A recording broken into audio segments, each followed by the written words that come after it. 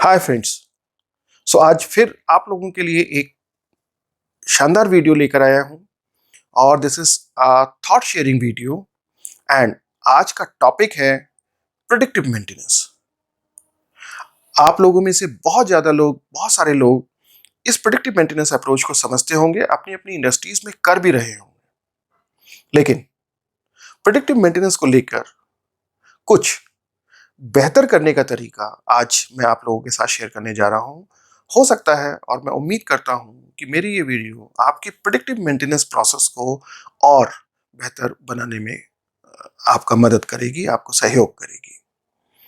Proactive approach basically एक बहुत अच्छा प्रोएक्टिव अप्रोच का एक एग्जांपल है, जो किसी भी फेलियर को आने से पहले आपको कुछ सिग्नल्स देता है। उन सिग्नल्स को अगर हम सही तरीके से कैच कर पाए, पकड़ पाए, तो हम अपनी आने वाली ब्रेकडाउन्स को खत्म कर सकते हैं। प्रिडिक्टिव मेंटेनेंस आईएटीएफ में कुछ डेफिनेशन दी हुई है। आईएटीएफ 16949 को अगर आप रेफर करेंगे तो ये डेफिनेशन आपको वहां मिल सकती है। लेकिन इंपॉर्टेंट है इस डेफिनेशन को समझना, तो और इस प्रिडिक्टिव मेंटेनेंस के फायदे। प्रिडिक्टिव मेंटेनेंस करने का जो वजह है, वो वजह ये है कि हम अपने आने वाले फेलियर्स को पहले से, अगर हम डेटा की एनालिसिस करके और अपना एनालिटिकल स्किल्स को यूज करके अगर हम पहले से प्रेडिक्ट कर पाए, तो हो सकता है कि हम अपने आने वाले ब्रेकडाउन्स को बचा पाए। इन इंडस्ट्री बहुत सारे तरीके लोग यूज कर रहे हैं प्रेडिक्टिव मेंटेनेंस के लिए, जैसे कुछ सेंसर्स कि अगर टेम्परेचर थोड़ा ज्यादा होता है, टेम्परेचर, तो ये सेंसर सेंस करके हमें बता देते हैं कि मशीन का टेम्परेचर ऊपर की तरफ जा रहा है और ये एक बड़ा ब्रेकडाउन क्रिएट कर सकता है। तो बड़ा ब्रेकडाउन होने से पहले ही हम उस मशीन को ठीक कर सकते हैं। इसी तरीके से आजकल आर्टिफिशियल इंटेलिजेंस लोग यूज कर रहे हैं प्रेडिक्टिव मेंटेनेंस के लिए। प्रेडिक्टिव मेंटेनेंस के लिए इंपॉर्टेंट है डेटा का कलेक्शन। अगर आप सही तरीके से डेटा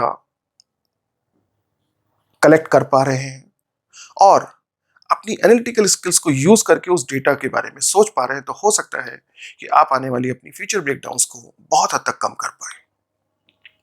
मेंटेनेंस, बेसिकली मेंटेनेंस में प्रोएक्टिव अप्रोच। तो आज हम जिस थॉट के ऊपर बात कर रहे हैं, ये थॉट है प्रोएक्टिव अप्रोच। प्रोएक्टिव अप्रोच हम लोग दो तरीके से दिखा सकते हैं। एक, preventive maintenance. Preventive maintenance basically time based monitoring. In time based monitoring basically our focus जो है, वो हमारा focus cleaning, lubrication, inspection, tightening और एडजस्टमेंट के ऊपर रहता है। कि मशीन की क्लीनिंग कैसे करें, मशीन का इंस्पेक्शन कैसे करें, मशीन को टाइट करने की अगर कहीं रिक्वायरमेंट है तो वो टाइटनिंग कहाँ करनी है, लुब्रिकेशन कहाँ करना है, इंस्पेक्शन कहाँ करना है, और इन केस अगर कहीं एडजस्टमेंट की रिक्वायरमेंट तो एडजस्टमेंट कहाँ करना है।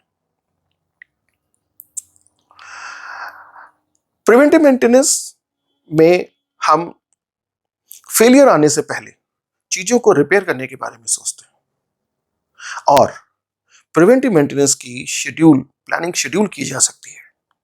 Predictive maintenance. The second approach is predictive maintenance. Predictive maintenance, normally in industry, it is called condition-based monitoring or condition-based maintenance.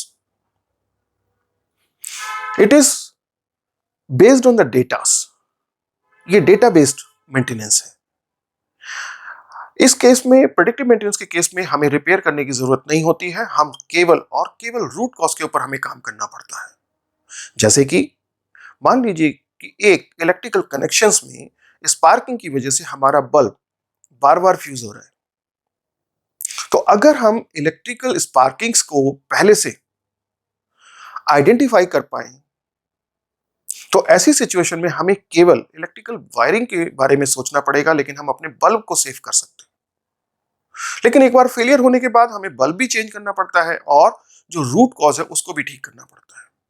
लेकिन ये प्रेडिक्टिव मेंटेनेंस में केवल आपको रूट कॉज को ठीक करना है। आपके सामने फेलियर आने से पहले ये सारी चीजें आप एस्टिमेट कर सकते हैं।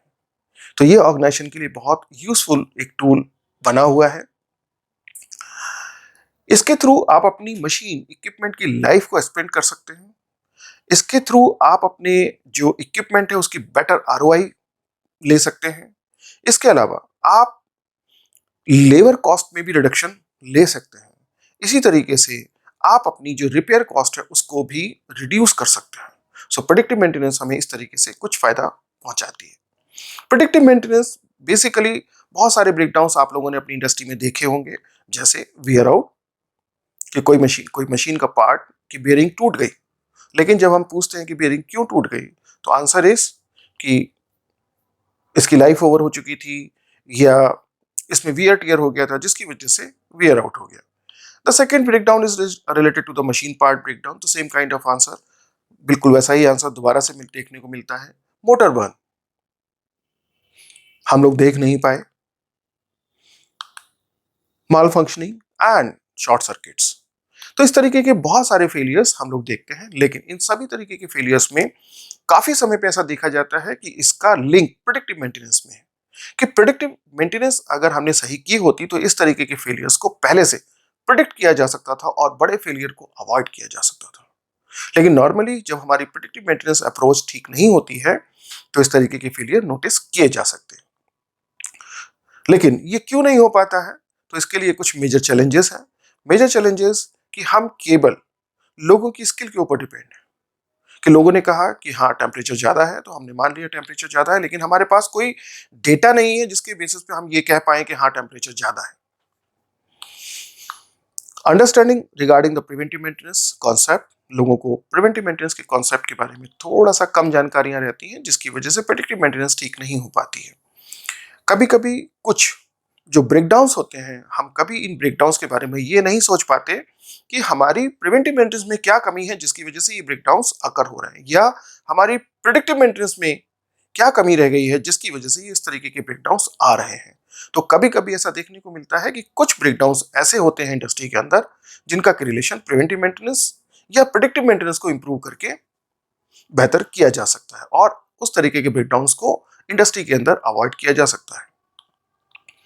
Data unavailability, so normally industry के अंदर ये भी एक चैलेंज रहता है कि हमारे पास पास डेटाज नहीं होते जिसके थ्रू हम इसको कंपेयर कर पाए और अपना एनालिटिकल स्किल्स को यूज करके आगे होने वाले फेलियर्स को बचा पाए। Predictive maintenance normally in industry लोग अपने जो सेंसेस होते हैं, आंखों को, नाक को, कान को, या अपने टच के थ्रू हम कुछ पोटेंशियल फेलियर्स या कुछ सिम्टम्स, मशीन के कुछ सिम्टम्स को आइडेंटिफाई करने की कोशिश करते हैं। जैसे फॉर एग्जांपल एबनॉर्मल साइन, तो नॉर्मली हम अपने ईयर्स के थ्रू इन सब चीज़ों को देखने की कोशिश करते हैं कि मशीन के अंदर कोई एबनॉर्मल नॉइस तो नहीं है, एबनॉर्मल साउंड तो नहीं है। लेकिन इंडस्ट्री के अंदर ये चैलेंज बना रहता है कि इंडस्ट्री में इतना शोरगुल पहले से रहता है कि उस तरीके के एबनॉर्मल साउंड आप सुन भी नहीं सकते। इसी तरीके से जब टेम्परेचर्स की बात होती है तो टेम्परेचर अगर बिल्कुल ही एकदम से डिफरेंट कोई टेम्परेचर है तो आप आइडेंटिफाई कर सकते हैं, लेकिन अगर ये टेम्परेचर धीरे धीरे बढ़ रहा है तो एक स्किल पर्सन के लिए भी ये मुश्किल काम है कि वो ये बता पाए कि ये abnormality है। Vibrations and machine temperature, electrical system sparkings and abnormal smells, तो कभी कभी कुछ abnormal स्मेल भी हमें कुछ सिग्नल देती है कि मशीन के अंदर कोई प्रॉब्लम आने के संकेत मिल रहे हैं। लेकिन बेस्ट तरीका प्रेडिक्टिव मेंटेनेंस के लिए कि हमारे पास अगर हम डेटा के बेसिस पे कंपेयर करें तो हमें एक सही सिग्नल्स मिलते हैं। यहाँ पे हम स्किल का इस्तेमाल करते हैं, लेकिन स्किल का इस्तेमाल सिर्फ और सिर्फ डेटा कलेक्शन में है, और दूसरा स्किल का इस्तेमाल केवल एनालिटिकल मेथड को यूज करने में है। लेकिन जब हम डेटा हमारे पास नहीं होता और हमारे पास एनालिटिकल स्किल्स नहीं होती हैं तो हम प्रेडिक्टिव मेंटेनेंस को सही तरीके से नहीं समझ पाते और अपने जो आने वाले पोटेंशियल फेलियर्स हैं उसको हम रोक नहीं पाते हैं। तो फॉर एग्जांपल बहुत सारी मशीन लोड एनालिसिस करते हैं, बहुत सारी ऑर्गेनाइजेशन मशीन लोड एनालिसिस करती हैं कि जब हमने स्टार्टिंग में मशीन परचेज की थी तब उस समय मशीन कितना लोड लेके चल रही थी, आज आफ्टर 1 ईयर मशीन कितना लोड लेके चल रही है। अगर दोनों डेटास के बीच में कोई मेजर वेरिएशन दिखाई देता है कि पहले 10 एम्पियर का लोड लेके चल रही थी, आज 20 एम्पियर का लोड लेके चल रही है, तो ये हमें कुछ सिग्नल्स देते हैं कि आगे कोई फेलियर होने की पॉसिबिलिटी है, मशीन में कहीं ना कहीं कोई एबनॉर्मलिटी है जिसकी वजह से ये लोड ज़्यादा ले रही है। सिमिलरली लोग मोटर लोड एनालिसिस करते हैं कि मोटर में भी सेम केस कि पहले 10 एम्पियर का लोड था, आज 20 एम्पियर का लोड ले रही है, लेकिन कभी कभी लोग डेली बेसिस पे ये सारी एक्सरसाइज कर रहे होते हैं और जो कंपेयर कर रहे होते हैं वो बिल्कुल करीब वाले डेटा से करते हैं। जैसे कल मशीन 15 एम्पियर का लोड ले रही थी और आज 16 एम्पियर का लोड ले रही है। अगर कोई आपसे क्वेश्चन पूछे कि 1 एम्पियर लोड ज्यादा बढ़ जाने से क्या कोई मशीन के अंदर कोई बहुत बड़ा ब्रेकडाउन आने की कोई पॉसिबिलिटी है, तो आंसर इज नो। लेकिन जब आप कंपेयर करेंगे इनिशियल डेटा से कि इनिशियली ये मशीन आपका 10 एम्पियर का डेटा ले रही थी और आज ये 20 एम्पियर का डेटा ले रही है, तो हो सकता है कि आपको एक अच्छे सिग्नल्स मिले, आपकी अपनी एनालिटिकल स्किल्स आपको ये बताए कि हाँ मशीन के अंदर कुछ एबनॉर्मलिटीज हुई हैं और अगर हमने आज इसको टैकल नहीं किया तो ये कल हमारे लिए मेजर ब्रेकडाउन बन सकती है। इसी तरीके से कुछ कंपनीज वाइब्रेशन एनालिसिस करती हैं, नॉइज एनालिसिस करती हैं और flow analysis. So flow analysis is also important in case of hydraulic, in case of pneumatic और in case of other water. So basically, like in molding machine, water is very important. So sometimes some cooling water is there, some hot water is there. तो point is कि flow analysis कि पहले जब हमने start किया था तो इसका फ्लो रेट क्या था और आज इसका फ्लो रेट क्या है। अगर ये दोनों डेटास आपको मिले और अगर ये दोनों डेटास के बीच में वाकई कोई डिफरेंस है, तो हो सकता है कि आपकी मशीन ये इंडिकेशन दे रही है कि कोई मेजर ब्रेकडाउन आगे हो सकती है। लेकिन ये सारी चीजें पॉसिबल हैं जब आपके पास डेटाज हो, जहां आप कंपेयर कर पाए, किसी को भी कन्विंस कर पाए कि हाँ ये डेटा, दोनों डेटास के बीच का जो वेरिएशन है ये हमें कुछ इंडिकेशन दे रहा है फॉर पोटेंशियल फेलियर्स और पोटेंशियल ब्रेकडाउन्स।